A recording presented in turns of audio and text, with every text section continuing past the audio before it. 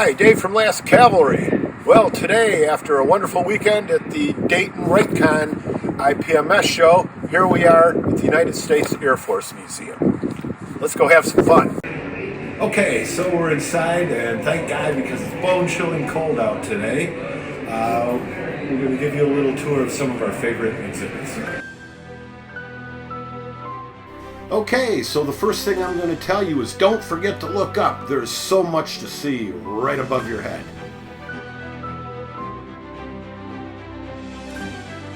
And really too many great aircraft to cover them all, but here's a few.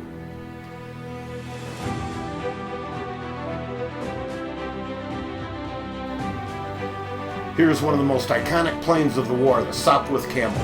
Of course, Snoopy's weapon of choice. It was agile, it was nimble, and in the right hands, it was very deadly.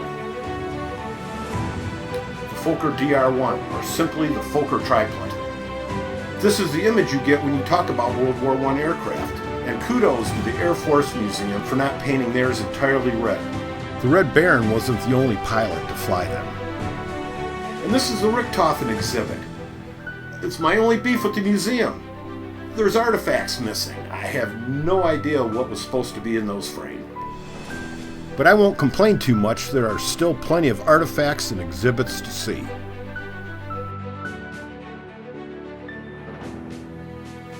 Now this is one of my favorite planes, the Fokker D7.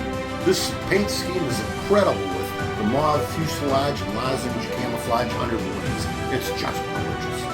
You know, everybody's got a thing about the fighters, but strategic bombing was also invented during World War I. And I can't imagine flying at 15,000 feet in plywood and canvas next to an exposed combustion engine. This is so brief, and there's much more to the World War I display, but we have to push on.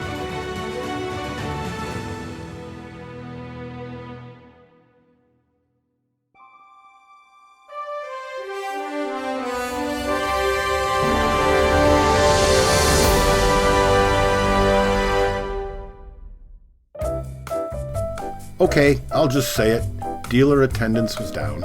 But the guys at Wrightcon still know how to put on a great show, and a good time was really had by all.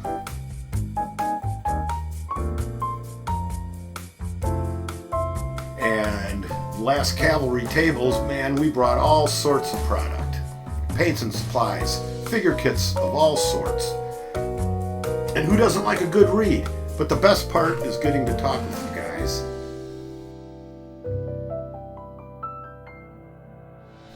The other great part are the wonderful models on display.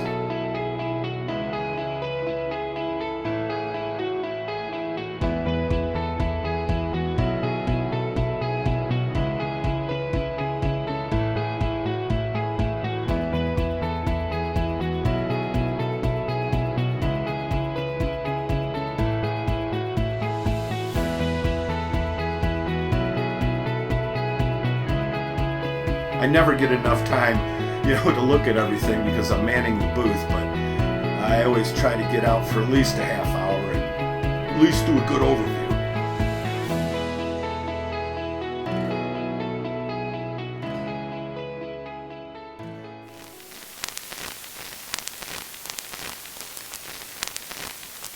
Some of the coolest planes in the museum are these Art Deco beauties.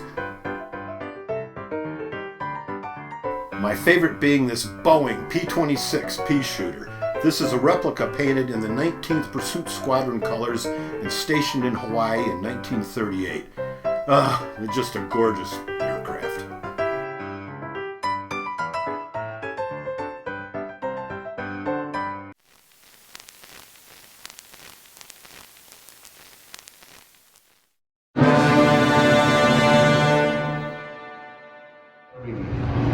Reports from the Air Ministry late this evening give a fuller picture of last night's air raid on Berlin, the heaviest ever carried out on the capital, and one.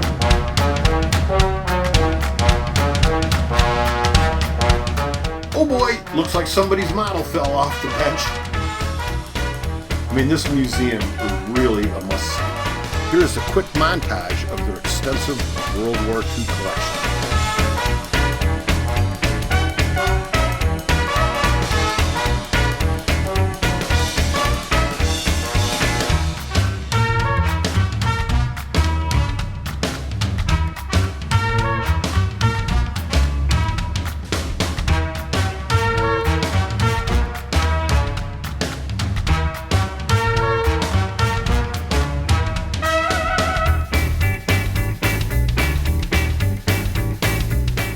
the Memphis Belle, the museum's latest acquisition. It took about 13 years to fully restore the bomber. Was it worth it?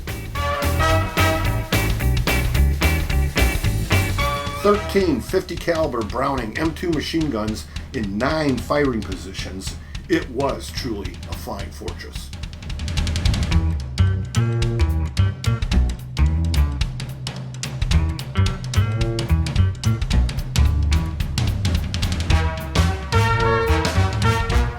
And one of those firing positions was right here, the ball turret. You had to be awfully small and awfully brave to get into one of those. Or you could be one of these guys, equally crazy, jump out of a perfectly good aircraft. Like this DC-3. On D-Day, we dropped over 13,000 soldiers into France. And some floated gracefully to the ground in one of these gliders. Right. Either way, it was curtains for Hitler, with Japan close behind. This is the B-29 that dropped the bomb on Nagasaki.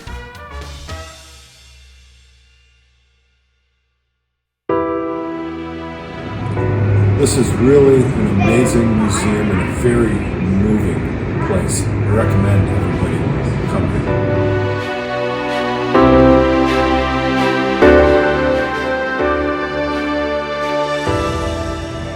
Well, that was our brief tour of the museum. There's so much more to see. We didn't even make it to the final 2 hangars.